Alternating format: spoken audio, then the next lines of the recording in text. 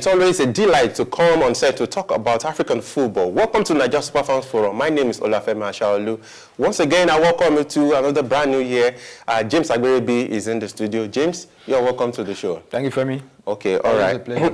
I love your thank jersey. you. Yeah, I think it has the Cameroon. It was a friend. I got it from a friend. Okay. You know, so I love it. That's why I decided to get. With you, it's been New Year, new things. James. Yeah, what's going on? You know, when I see something nice, you just have to appreciate it. Okay, of course. That is, of course, I'm actually admiring. Okay, let's get started. We'll start from Ghana. No doubt a better place to start today on the show. We'll talk about the effort of the GFA to appoint a new coach for the Black Stars. Remember that that position has been vacant since December 2, when Otto Addo threw in the towel after Ghana's elimination at the 2022 FIFA World Cup. So the GFA have come out to say that they've received over 60 applications, and most of those applications are from Europeans and South Americans. I don't know why African coaches are afraid to coach the Black Stars. Well, I know it's going to be challenging, but I would have expected that a number of African, maybe former football legend, to have actually put in the application. And of course, we'll be talking about the preparation of the Black Galaxies for the 2023 CHAN tournament, which will be kicking off this weekend. Their friendly against Mozambique was abandoned. We'll be telling you why. And we'll take a trip to DR Congo, where the issue of MRI, has read its ugly head again, and the Congo FA, I beg your pardon, they have withdrawn from the Under-17 UNIFAC Championship, which is also expected to kick off in a few days from now. So we'll be talking about all of that. So it's another loaded edition for you, and again, Victor Osimhen will be on the show, and we'll be asking if he is the most or hottest African player in Europe at the moment. James, such a loaded edition, but let's get started. The GFA, we knew it was going to be a very long process to find someone suitable to replace Otto Addo. And of course, the GFA Communications Director, Eri Ashanti Tum, has come out to say that they've received over 60 applications. James, I don't know who says African coaching job is not attractive. And he's been saying that the Black Stars is a very big brand in Africa, even in world football. He said when you have the likes of Mama Kudus in your team, it's a big, come on now. He's saying that it is a big brand. Yeah. And so the GFA are taking their time to find a suitable replacement for Otto Addo. And he said over 60 applications, James. Most of them are Europeans and South Americans. And he said the criteria is that they are looking for a coach that is bold, firm, and someone that commands respect, James. But personally, I was expecting that we have some maybe former football players in Africa, football legends in Africa, maybe maybe the name will have come up somehow. Yeah, I believe in the list, you don't be surprised that you'll find former footballers, no names, who will be part of the... I mean, Africa. It's possible, until they unveil the names, you never know. I'm not surprised with the long list, because 60, I mean for a team over 60. Yeah, over 60, and for a team that played at the World Cup, that did well, though they didn't qualify from the group stage, but they did reasonably well, and not as bad as it was at the 2021. Exactly, and it was a better performance compared to what they did in 2014. Considering the group they even came out from. So for me, I think the most important thing that the GFA must do is try and get a sound coach, a very sound coach, because now we have a long list and all kinds of names who want to be part of it, but they should take their time to scrutinize these names, look at the person that will come into the team and bring out the best, because they have fantastic couple of players now. Tariq Lamptey is now part of the team. Inaki Williams is now part of the team. Mohamed Kudus is one of the hottest players around. We have Thomas Partey. We have Salisu, Mohamed, and Atizi. You can't have all these kind of players and now bring in one half-big coach, no matter where it's coming from, whether it's from Europe or South America. You can't just bring any coach, anyhow coach now to come and handle the Black Stars, because just like what I said now, you have this group of players and what they need is a sound coach who will come and knit this team together, bring out the best in them. Because how will you have this kind of talent and you now bring someone that has nothing to offer, that will now take the team backward? So for me, like I said, I'm not surprised about the long list. Everybody want to take advantage of this because they know that this team is packed with quality. And when you handle teams like the Black Stars, one of the best teams in Africa, I mean, it kind of boosts your profile. For a team that have been to the World Cup before, former African champions, Paris, they're fantastic players. So like I said, the most important thing for the GFA to try and screen this list. Make sure that whoever is going to be picked at the end of the day is somebody that has the technical and tactical know-how to handle this team, because it will be a waste of time if at the end of the day you're not searching for somebody who has nothing to offer this team. So I would say good luck to the GFA, because this is not, I don't envy them. It's very, very crucial. It's a big work, a very big assignment for them. So everything they must bring their expertise, all they know about how to appoint a coach. They must bring everything to bear now, because the Black Stars need a sound coach. Like I always say, the AFCON is one tournament the Black Stars have to win. It has been 41, it will make it 41 years. Wow. The last time they won, I mean, it's unheard of. It's not something so palatable. There are so many Ghanaian supporters who were not even born then. I don't think they've even witnessed the Black Stars winning the AFCON. Winning the AFCON. I mean, it's sad, Okay. So for me, that's just the GFA has big work to do. They must bring out the best among the list drawn out. They must bring out the best candidate to handle the Black Stars. Okay, so according to the GFA communications director, he said they are hoping that before the end of January, that is this month, remember that the qualifier for the 2024 AFCON will be resuming in March. But James, I think there's something we also need to bring to perspective. Africa has recorded many football legends. Yeah. And I think a lot of them that we thought maybe would be good coaches are not in coach. I don't know whether it is because of the influence, the undue influence that we've seen, that we've heard about in the GFA, in the FA, I meant to say, in Africa. I don't know, maybe that is what is actually scaring these guys off from taking their national team job, because in Ghana, you have lots and lots of them. And you wonder why they do not even want to take up the coaching job. Not that they are not good enough, but there will be a reason. And I think, again, what the GFA must consider is they must appoint a coach that knows about African football, one, and also very familiar with Ghanaian football. Yeah. Look at El Torado. After the World Cup, he went back to his village and they honored him. Yeah. They honored him as the first, the only Black Star player who have played at the World Cup and also coached at the World Cup. You remember he made his debut in 2006 World Cup in Germany. So I think it is also a criteria that the GFA must consider. Yeah, I think one of the problems African local coaches this interference thing is I think it's more.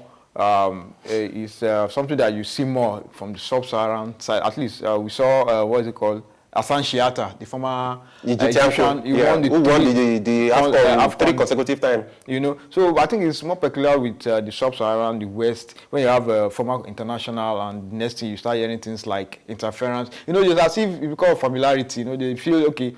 I think the FA is mostly from this part of Africa. They feel they are doing this former players favor when they give them appointment. That was sometimes when later you now hear things like you're working without contract. They know that they can't do this with established coaches. So sometimes when they give out this job, they're like, okay, we are just helping you, so we don't have the right to ask for your rights and things like that. So for me, that's one of some of the reasons why I feel you hardly see African coach. I have very sound. That's what I'm saying. Coaches, but when you have legends, all these obstacles. I mean, you don't have the freedom. You don't have the freedom to pick your players. You start getting, you start hearing things like, okay, somebody from the FA has somebody that they want to be invited in the team, and just like what I said in our last edition, Gordon New Zealand, the former under-17 Super Falcons coach. He said when he went to the 2005 under-17 AFCON in Gambia, that I think he went to half of the team that qualified Nigeria for that competition. I think he went to the competition, just half of the players because of too many influence, interference, officials sending players, and who is he not to, because they feel they are the ones who gave him the opportunity, So when things like this keep happening, I mean, you're not going to get the best from the coach. So that for me, that's one of the reasons I feel coaches especially in this part of Africa, the sub-Saharan side, always have issues when it comes to local coaches doing their best. Even the late Stephen Keshi, despite the fact that he won the AFCON, we all heard of stories where he was close to being sacked right there in the tournament. So we hear things like that, and you have the and your colleagues are watching as well. Yeah, you now be motivated to continue to work. So on the list, I think he was kind of frustrated out of the Super Eagles job, because of the same thing we've been talking about. Augustine Gabriel has been used as stopgaps. The late, someone have to start out to come in as the late Amadou Shaibu as well. So sometimes all these things, until we nip all these things, until we take care of all these things, we are going to continue having issues. All these, we have very sound coaches, just like what the Moroccan coach did. He took out some of the big names. Why? Because they gave him the opportunity. So if you don't give this guy the opportunity, you don't know how good these guys are. So for me, until they take care of this, we'll continue to hear all this on survey. Okay, I asked that question because I know that no matter how bad it is, you will never find Brazilian FA looking outside to go for foreign coach. You will never, even Argentina, bad as it may be, you will never find Germany. But we've been hearing stories now that Pep, but there was a time he was linked, even the great Ronaldo even endorsed it. So sometimes you never rule out. Even Ancelotti. Yeah, so because they've not done it before doesn't mean it's not possible. But it's not something we'll see as often as in our climate here. Okay, James, let's talk about the CHAN tournament. Of course, it will be kicking off this Friday. Of course, with the host Algeria, they'll be taking on Libya. But let's talk about the preparation of the Black Galaxies. They will be making their 4th appearance at the competition, and their last friendly against Mozambique, it was abruptly ended after the Black Galaxies were awarded the penalty, and the Mozambican coach felt that it was undeserved, and he called this player off the pitch. James, in just a warm-up game. As in, it is disgraceful as far as I'm concerned, because it's just a warm-up game, not even a competitive game for that matter. I think African coaches, African teams, we have a lot to learn. You are playing. He's so lucky that it's not an official game. That FIFA. Maybe have people done that in an official game? They won't dare it. And maybe that's because that's the reason why he decided to act. For God's sake, it's just a warm-up game. I think he was even played behind closed doors. Yeah, if I'm not mistaken. Because I saw pictures. So what's the big deal about the game? A penalty was awarded. There was no vow to confirm whether it was deserved or not. Just allow it to go. The most important thing is the friendly game was organized to check your team. Look at just to put your players in shape. Yeah, look at strategies, players. How to approach the games. But I think defeating the Black Galaxies was more important to the coach than whatever positive he could have learned from the game. So he just has a minus on his own part, because I believe the coach Arnold Walker would have learned 1 or 2 things, because I want to believe that he didn't take that game to that level that the Mozambican coach did. So for me, it's a big minus on the part of the Mozambican coach, because you are playing against one of the big teams in Africa. You have the opportunity of testing your players against these players. I even played against a World Cup star in Afri. What was bigger than that? Who is one leg in Euro, one leg in Africa? Exactly. So instead of taking this opportunity to test your players against these talented guys, you decide to call the game off. And so this win at all cost syndrome, when it comes to games, especially in Africa, it's unbecoming of many teams. You take out the most important part, which is to prepare your team. You are also focused on victory. That will not even rub off on anything. So we'll see the way they fare. You actually took that on my mouth, because Coach Arnold Walker has actually said that the Black Stars are in Algeria to win and not on excursion. I think he must have sounded that note of warning to his players. He said they are there to win and not just to tell the beauty of the Arab nation. And of course, good news for the Black Galaxies, because Gladson Awako, the player who got injured in the new friendly against Algeria, is back in training now. So I think just a minor, just a knock. Yeah. Okay. So James, let's talk about the fixtures now. Friday it will be Algeria versus Libya. Saturday we'll be having Ethiopia versus Mozambique. I hope they won't walk off this one. They're not. Then on Saturday it will be DR Congo versus Uganda, and we have Ivory Coast versus Senegal. Then on Sunday, Morocco versus Sudan, and on that very day, the Black Galaxies will be playing their first game against Madagascar. James, I think that is going to be very crucial. We have also not heard the latest about the controversy regarding Morocco's participation. Remember, they threatened to pull out if their traveling arrangement with Algeria, because of the political row, is not fixed. Out, But we think that by now, I think maybe a CAF must have mediated, but of course, they will also be playing their first game, the group game, that's Group C, on Sunday against Sudan. James, I think it is something that the Black Galaxies coach will really fancy, at least to get his first victory, which is very, very important, because Sudan and Morocco, they're going to be serious tests for the Black Galaxies. Yes, I think the game against Morocco, against Madagascar. No, they played against friendly. So the good result, they didn't come out with. They've not lost in all the four warm-up games. So I think the only defeat they recorded was against the home base Eagles and the playoff, which they not eventually win. So against Madagascar, I think they want to believe they are good enough to get 3 points. Just like what you said, the first game is always crucial because it warms you into the competition when you get that victory. Because a team that starts the tournament on the losing note, before you'll be under pressure. But when you come out with a win, I mean, it helps. Especially when you're not Argentina. So there are always exceptions to that. I think the last AFCON in Cameroon, the Black Stars, they lost to Morocco in their opening game, if I'm not mistaken. And before they now still went on to lose to Comoros. So sometimes when you don't start on a positive note, it tends to affect the team. But playing against Madagascar, I want to believe that with all the games they've been playing, both the qualifiers and the friendly games, and top friendly games at that, So I believe they should be. It should put them in the right frame of mind to take out Madagascar, because I believe that if they get 3 points from that game, I mean, it will be easy for them.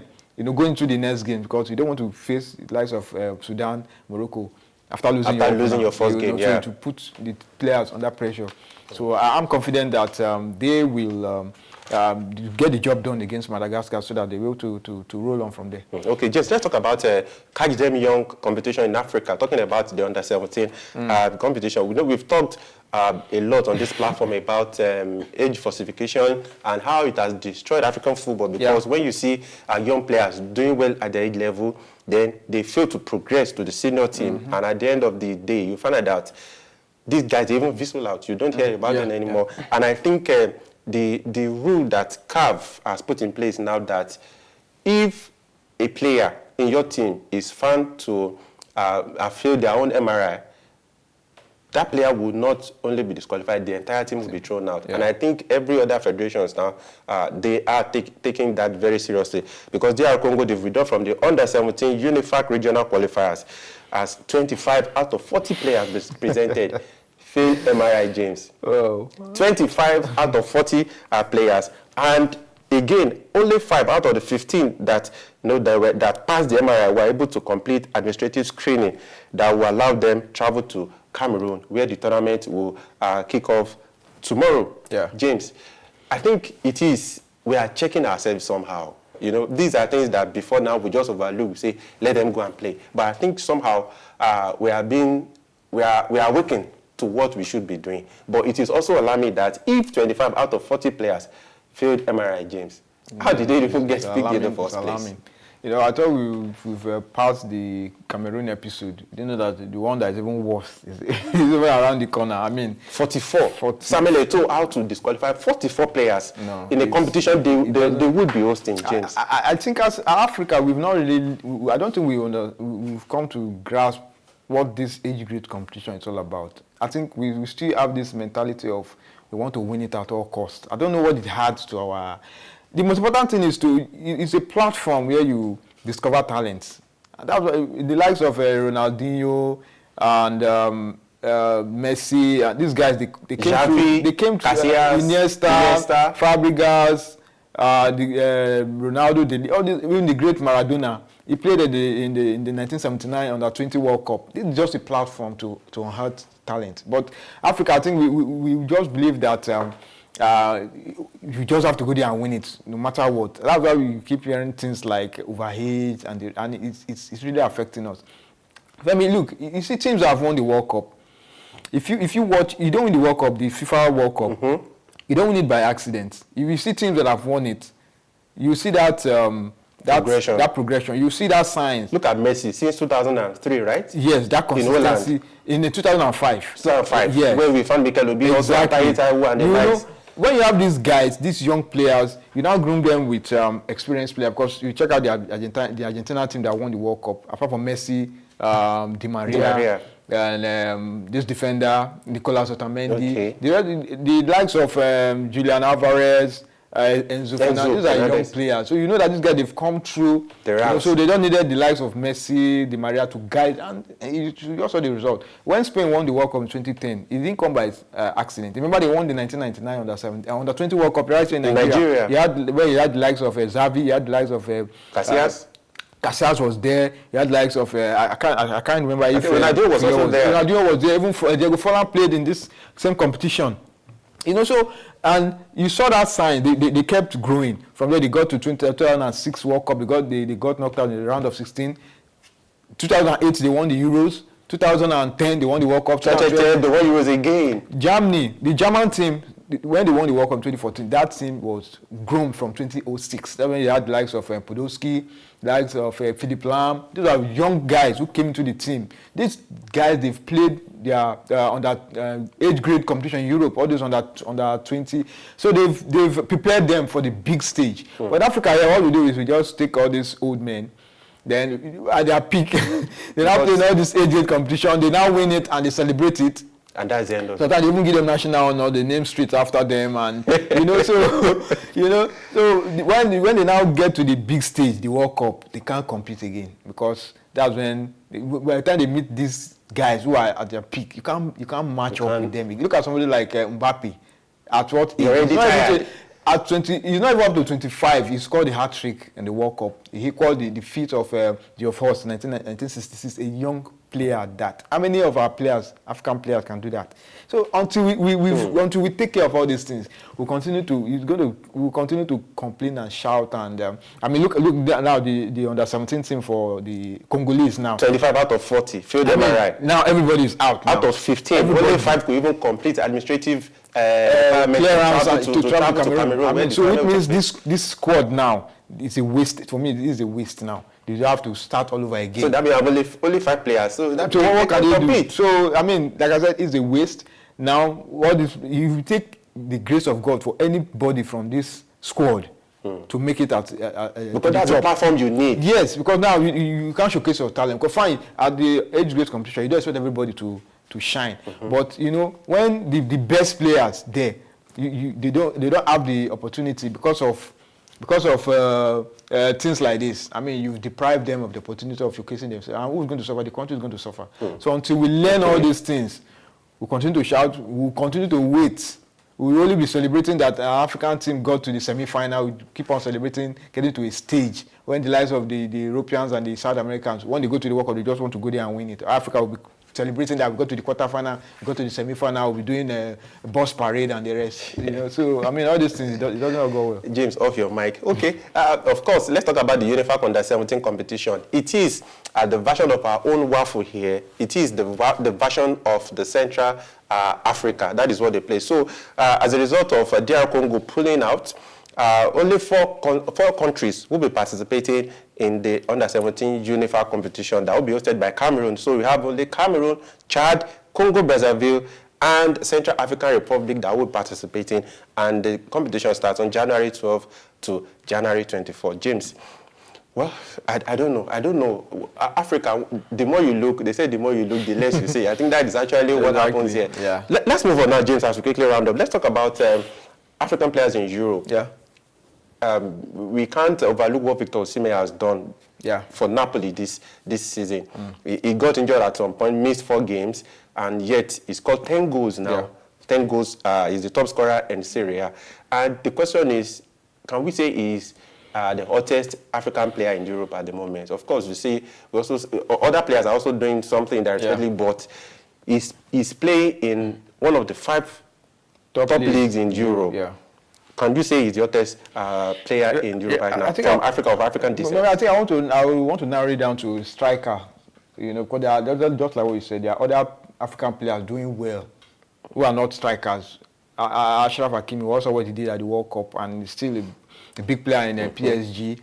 My Thomas Partey is one of the. Don't bring us like we're talking about Africa. My Thomas Partey is one of the best players in the Premier League. But they already said Arsenal is like an elephant sitting on a very slim. They've been saying that since the league started and still there. But have you seen your next 5 matches? It doesn't matter. I remember last season Arsenal had a run of 3 difficult games, including I think Chelsea was part of it, and they got victories from there. So I mean, so that was not an excuse. So like I was saying before you interrupted me, my Thomas Partey is one of the best midfielders in the Premier League. Yeah, we have Mohamed Salah who is doing his thing, you know. But I think I want to narrow it down to striker. We talk of striker because you have other African strikers like Aubameyang, who is not doing well at all in the Premier League, you know. So for me, for Osimhen to have gotten to 10 goals is not easy. Remember, he got injured at some point. Yeah, missed 4 league games. Yeah, and he was still able to bounce back, and he's now topping the league. And none of his goals has come from a penalty spot, unlike Lautaro Martinez. Exactly, you know. So for me, you have to give it to Osimhen. For me, for what you're talking about, number 9, a striker. I don't think anybody comes close, except I'm missing out somebody. But with what I've seen, in England you have Haaland. In France, Mbappe. In Germany, I can't remember. I don't know who is stopping there. In Spain, I think it's Benzema, or I can't. He's definitely not an African. So for me, if you're talking about the number 9, in Spain, I think it's Lewandowski. Lewandowski, you know. So if Osimhen, an African player, is topping one of the strongest league in Europe, I mean, you have to give it to him. In terms of pure number 9, who is the hottest from Africa, I mean, you have to be Victor Osimhen. Okay, James, before we go, we have to talk about Fatal Dawda, who is rooting for the Black Galaxies to win the 2023 Champ Tournament. Remember, I think everyone is now rooting for the team to win because we've seen the trend, the intention, like I said in last time, of the GFA. You can see the progression in their friendlies. Defeated the Egyptian under-20 that will be hosting the AFCON. Defeated, I think they defeated Egypt as well. They defeated the club side, the club Al-Ahly 3-1. Defeated Egypt under-20 2-0. They played goalless against Algeria, who will be hosting Chan. And now because I'm sure Mozambique knew what was coming for him. That was why he called up that game. So of course, Fatal Dawda, a former Enyimba goalkeeper who is Ghanaian, is saying that he's rooting for the Black Galaxies to win. Because he said if they want to, they can win, and I think they have shown intention that they want to win. Yeah, I think the team have the players to do it. And they've played in the final twice in 2001, 2009 during Milovan era. They took them to Milovan. Yes, and they got to the final. Then in 2014 they got to the final. So who says this current Black Galaxies team cannot get to the final? Of course, the trend is there, the signs are there. They've been playing well. Like I said, the only defeat I can recollect was the one they lost to Nigeria. Yeah, since then, they've not lost any game. The one against Mozambique, that was a null and void. It was really a defeat. They brought the tie even. So for me, they are one of the. For me, I think you talk of favorites, top 3. They should be among the top 3 to win this tournament because the way they are going is going to take a very good team to stop them. I think you guys are playing London Derby this weekend, right? Yeah, definitely. Arsenal and Tottenham Hotspur. So what's your expectation there? Yeah, expecting party to come to the party as usual. And the other Arsenal guys, you know, the last game against Newcastle was a frustrating draw. They were able to bounce back against Oxford with a 3-0 victory, and let's see if they can, return back to winning ways and do the business. Okay, but you guys should hope that the DJ will not put off the lights early because you say if Thomas Partey can come to the party, but if the DJ pack up his equipment and say it's time to go, there's nothing you can do. Of course, Mohamed Salah, Sadio Mane, I meant to say, is actually speeding up his recovery to return to action for Bayern Munich. I know Senegal, they will be the happiest right now because the 2024 qualifiers, AFCON qualifiers, will be kicking off in March. Yeah. So they will be hoping that their main man, their star man, who missed the 2022 FIFA World Cup in Qatar, can return to action. James Agberebi, it's always a pleasure to have you on the show. Thank you, Femi. Thank you. Okay, to our producer, we say thank you for always putting everything up for us. And to you out there, thank you for at least starting this journey with us in 2023. Let's do it together like we did in 2022. Until next time, I remain Olúwafẹ́mi Ashalu. See you then. Bye for now.